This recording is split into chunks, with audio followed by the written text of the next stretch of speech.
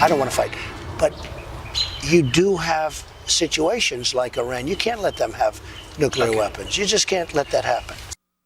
President Trump amping up his rhetoric with Iran as tensions brew in the Middle East. Last night, a rocket struck Baghdad's Green Zone, a heavily fortified area home to the U.S. Embassy in Iraq.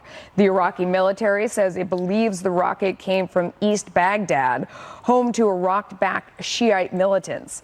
Hours after the explosion, Trump tweeting, quote, "If Iran wants to fight, that will be the official end of Iran. Never threaten the United States again."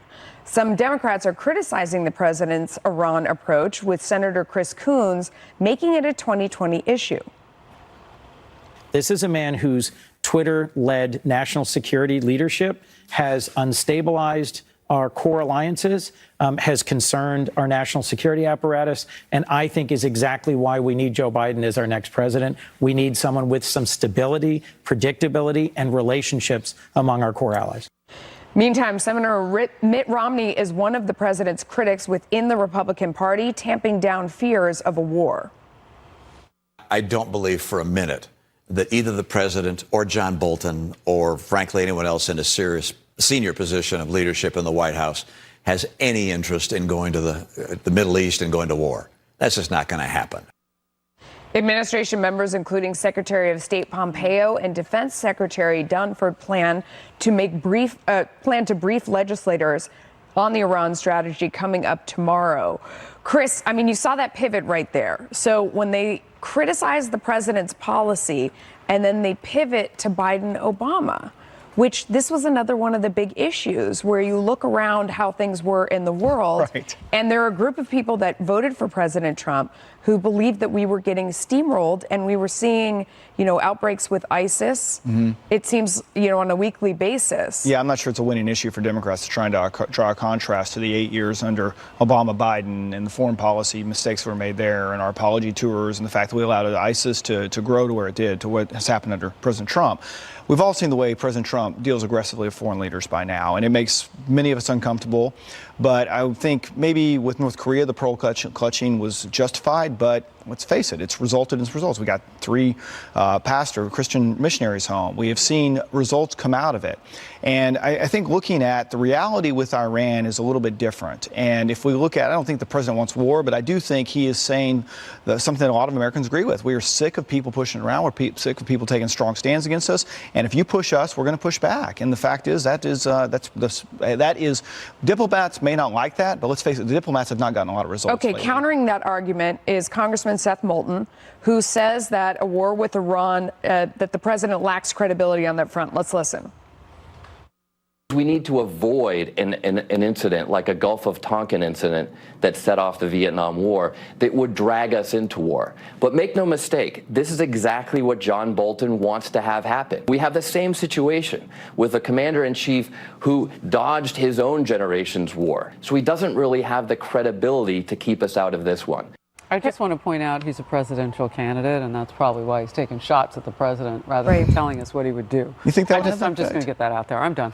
Oh, well, what I was going to say about this one, Kennedy, is so this is somebody, he's being advised by Marie Harf, so it's not surprising. This mirrors a lot of her opinions that we've heard on this couch on this front.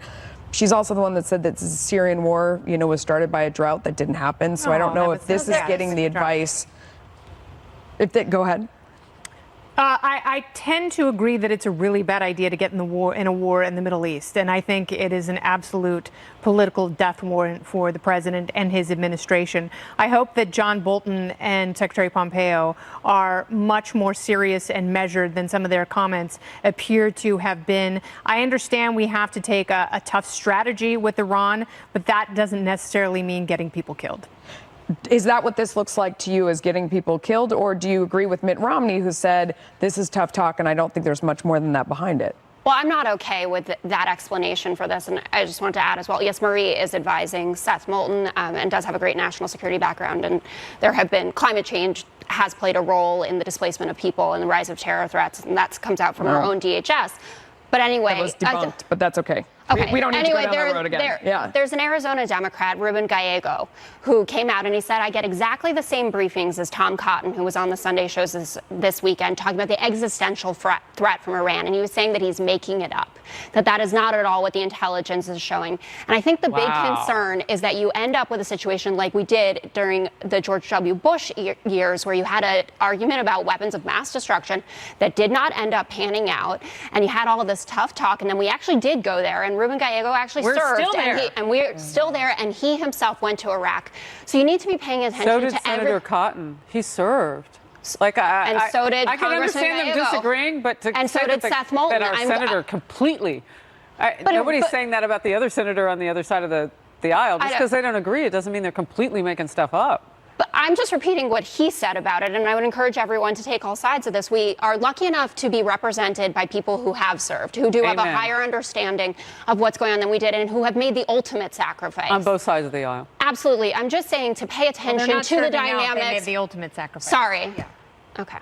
Anyway, they were willing to make the ultimate sacrifice, and they didn't end up having to. I'm sorry for putting that inarticulately at first, but you know what I'm saying. Yes, we do. Great. Definitely. I'm done. Okay, no problem. I know.